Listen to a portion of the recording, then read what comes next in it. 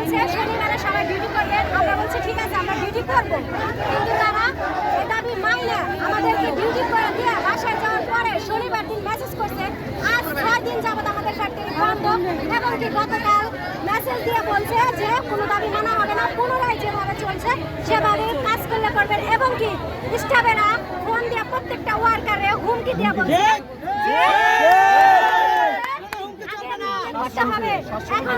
এখন কোনো নিয়ম মানা যাবে না, নাহলে ফ্যাক্টরি বন্ধ থাকবে।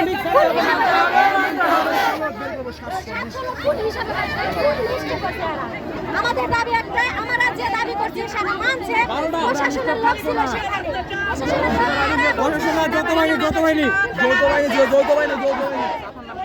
আমার নাম